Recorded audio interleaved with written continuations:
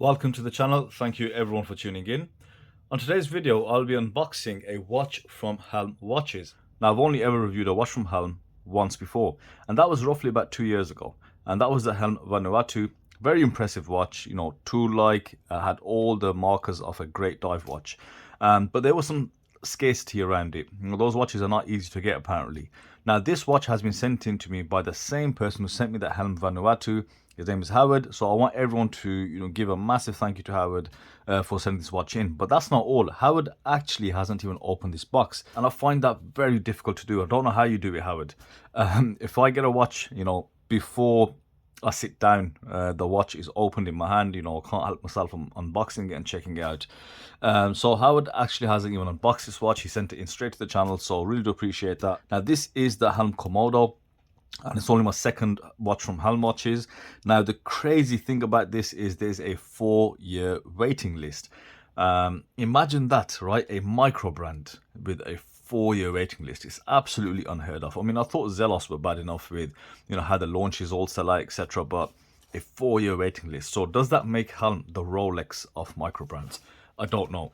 So let's get this out of the box and let's see what we have. And this is the Helm Komodo, I believe so. There's plenty of reviews on YouTube about this, but it's more about, my opinion, getting my hands on this Helm and seeing what I think. So, got a normal box, nothing too fantastic about it. Outer sleeve, you got a slightly rougher cardboard box on the outside with the Helm logo. All solid, it's going to do the job, and it doesn't need to be overly amazing. So, you do have a card, and, bear in mind, this is the first time this box has been opened. Ever since Howard got it, he has not opened it at all. The card contains documentation and a record of testing as well. So this watch has been tested for water resistance, for 2 hours. Okay, how many bars? So that is proof that this watch is water resistant. And then you've got like a patch which you sew on or iron on something. And I remember now seeing these things in the previous unboxing, I believe. And of course, you'll have your warranty information and so on and so forth. And this is your card. Thanks for your order. All the best, Howard. So, personalized. So the guys do really care about you from Helm. Okay, let's take that out. So you've got a cloth that you'd expect. A big chunky bracelet. Check that out. Absolutely brand spanking new. Female end links, all solid links. Awesome clasp. Let's put that down. You also got some tools to size it up, and let's have a look. What is this? That's a screwdriver. It's a nice little screwdriver. Okay, and you've also got spring bars, not one, not two, but a few, and you also got spare screws. So that is something quite thoughtful, and this is something which people need to take lessons from, because screws, spring bars, you tend to lose. So it is good they are being quite thoughtful about the customers here. And then you have the watch on a cushion. So that is a thick watch, no doubt. And this is the Helm Komodo. And the thing about Helm, they've got a very clear design language. They use, very large dials, large hour markers, and overly larger watches. So I suspect you'll have to have a decently sized wrist to pull this off. And you've got a single piece NATO also supplied and obviously attached to the watch. And the NATO's okay. I'm not a massive fan of these, to be honest, because they do feel a bit rough, but they are very hard wearing and very durable. So yes, nice thick spring bars. You've got drill lugs on the case, and that is a hefty case, fully brushed. And we've got some little stickers here, very bright orange dial. And I'd say, Howard, it's just in time, because summer is around the corner. So this is definitely a nice bright summery color, very large oversized hands. And you've got a much slimmer second hand in comparison. Large and brighter hour markers. I want to see how good the loom is. Wow, that is a thick minute hand. Check that out, guys. Look at the size of that. It's like swinging a bat around. Yeah, very solid. Nice thick round as well. Wow, it feels very sturdy. So I'm going to go away, guys, get acquainted with this. Get all the specs, dimensions, etc. and report back to you guys shortly. 3 hours later. So here is Howard's Helm Komodo on my 6.5-inch wrist. And off the bat, the first thing I want to say about this watch is you will be surprised and shocked how well this watch actually wears. in hand, you know, when you take it out the box first and you review the specifications, dimensions, you think it's a bit of a brute. You know, it's not going to fit well on a smaller wrist, but it's the total opposite. And that's down to two main things. First and foremost is the diameter. It's only 40 millimeters across. And secondly, the lug to lug, it's only 47 millimeters. Now, combined with the female end links on that bracelet, gives you great fit on smaller wrists and of course larger wrists. The only thing where this watch it comes off as brutish and a lot bigger is that thickness is 15.5 millimeters thick, very close to something like an MM300. However, wearability wise, I think the weight is really well balanced. Overall weight for the watch and bracelet is around 220 grams with the unsized bracelet. So they do balance each other right. So I don't really feel any top heaviness on the watch. You can see there's no top head wobble. It's secured to the wrist well enough. That 15 mil thickness doesn't really bother me because it's more so about the diameter and the lug to lug. And that is the main thing that has surprised me about this Komodo, how wearable it is. And I think that's probably why it's so popular. Where some watches are just too big, this one gives you the appearance that it's going to be really big, but in fact it isn't. It actually fits quite well on a 6.5-inch wrist. Now, talking about some of the pros and cons, likes and dislikes, one of the things which I don't like as much is the clasp, because it's a pull-apart clasp. I think a clasp of this size, it really should have twin pushers just to give you that ease of taking off wrist, because you know, when you do try to pull this apart, you do have to push that further back and then get your finger in there to kind of pull it. And some days it's more difficult than others, right? But beautiful branding, a great bracelet finish. I love that oversized lettering, that thick chunky letters.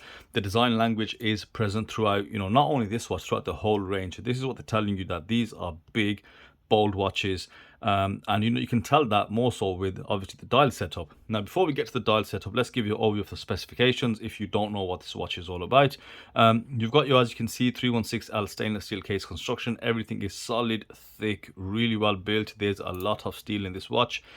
And then you've also got a double dome AR coated sapphire crystal. That double dome crystal gives you unbelievable clarity. Look at some of these extreme angles. Looks like a fish eye or like a submarine. And that's awesome to see on a dive watch, because you know, everything has to be purpose built in order for it to be a true and capable dive watch. Now, you also got a 120 click unidirectional bezel. The bezel inset is stainless steel but PVD coated and filled with loads of lume. So that lume shot is going to be fantastic. We'll have a look at that a little bit later on. Water resistance rating, this is certified to ISO 6425. 300 meters of water resistance rating. You saw the card that was in the packaging that I looked at earlier, which tells you the exact figures it was tested at, and it performed well over 300 meters. And the movement running this watch is a Seiko NH35, a reliable and trusty workhorse. And now, to bring the price into play here, with the Seiko NH35, I think you do get a lot of value for money. The price is only around $295, which is 240 quid, so under £250. You are getting a really well spec'd watch. Considering the movement, the NH35, it's not the most expensive movement. It is very cheap, but it is super reliable. I think that's a fair price. Looking at the packaging as well, taking all that into account, yeah, it's you know, great value, like the Zella Swordfish, for example. But this is a lot thicker, a lot more purpose built, and this is for the guys that really love those big, hefty dive watches. Now, in terms of dial colors, you do have three main dial colors with one or two different variations on some of the markings, which is all laid out on the website for you. So you've got this matte orange that I have in hand. You've also got a matte white and a matte black. Now, what we can see on the matte orange, that you do have also a color matched date wheel, which is a really nice touch. Although I think even a black date wheel would have been nice. Maybe even a white one. It would have blended with the markers just a bit more. But yeah, it is a nice touch to see color matched date wheels. Now, the dial itself, I absolutely love. It's that typical dive watch dials, you know, really large, bold hour markers. I think the date wheel at 6 does help the dial symmetry as well. It doesn't really cut out the 3 or the 9. You know, legibility, you could probably see these from the bottom of the ocean, no doubt. You also got the printed Helm logo just below the 12. Fantastic logo, really does suit the watch. And then you've also got these oversized, I think they're like sword style hands, but you know, Helm have put their own twist on there, made them oversized, tapered, and again, lots of legibility. The only thing is that second hand, you know, in comparison to these big oversized hands, is on the thinner side. It perhaps should have been a bit chunkier. Maybe it should have been a bit more in kind of theme with the other hands. maybe like a different design. And you know, printing is beautiful as well, sharp printing, no issues there at all. And yeah, overall nice, plain, you know, purpose built functional dive watch style. Now let's go ahead and check out the loom, because I think the loom is going to be amazing. And as I suspected, immense loom. You got BGW9 loom application on the bezel and also the hands and the dial markers. You know, with such large hour markers, this is where you get ample, you know, room to apply loads of loom on there, loads of layers, and that looks very bright indeed. You've also got that ring around the date, perfectly lit up as well, and it makes for one hell of a loom shot indeed. Now, when we move on to the case, you'll see it is fully brushed, in line with that, you know, tool watch aesthetic. Very nice brushing, really nice scalloping there, but that is very smooth. Around the edge of the scalloping, there's actually no sharp edges at all. Finished really well, and I like the shape of the lugs, and I do like how the case does downturn slightly, and that's what helps it sit better on the wrist. But yeah, that is a thick watch of 15.5 millimeters. That side profile says it all. Now the crown guards come off the scallops, and yeah, they're not excessive at all, and they also do a great job of tucking that crown in. And moving on to the crown, I love the size and the proportion of the crown. It's 7 millimeters thick and around 5.3 millimeters long, giving you immense grip. So even if you are wearing gloves, you'll have no issue actually setting the time if you need to. Really nice positive clicks and pops, screws down very smoothly, so I do really appreciate a well functioning crown. Really nice grip on that as well, and you'll also see the Helm logo very nicely defined and engraved in that crown. Now let's have a look at the bezel. Same brushing, you know, nice scalloping there, great detail, and it seems to be made really well. There's no wobble or bounce or play in there. And let's check out that rotation.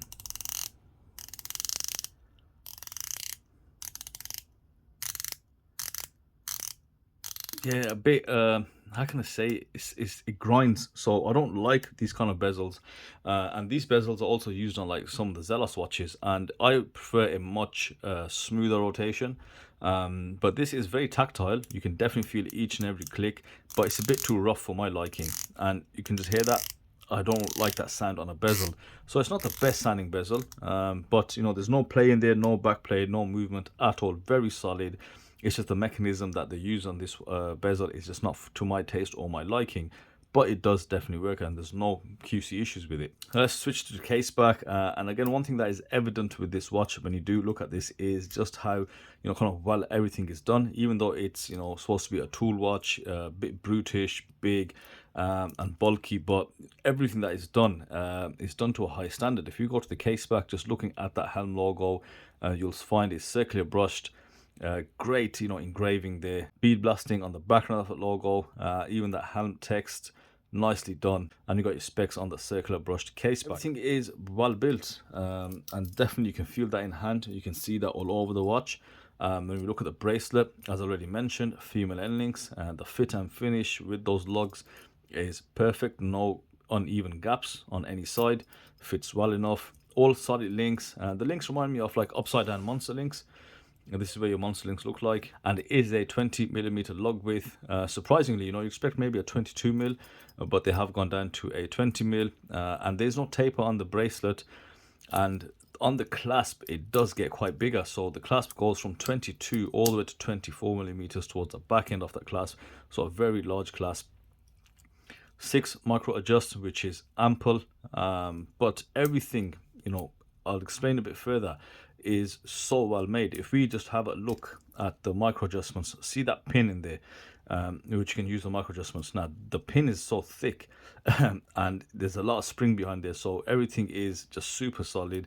Of course, it has to be in line with those ISO ratings as well. Even the little rivets and the little pins connecting, you know, different parts of the bracelet to the clasp are, just look at the size of that, thick and solid. Screw-in links screw out fine, no issues there, smooth as well. And yeah, very well built watch. And it's good to see a watch like this, because in the last, I'd say, year or so, year and a half, or a lot of the dive watches are coming out as skin divers. They're coming out slimmer, they're coming out slightly prettier, you know, with the polished beveled highlights, etc. So it's always good to see just a hardcore purpose built dive watch with these big old looks, big size, just everything bold and beautiful in your face. and just focusing on the core things which make a dive watch a dive watch. So thanks again to Howard for sending this in. I'm going to repack this and get this back to you as well, Howard. Guys, give a big shout out to Howard for sending this watch in for me to review and show you guys. So that's it for me today. Hope you enjoyed that review, and I'll see you in the next video.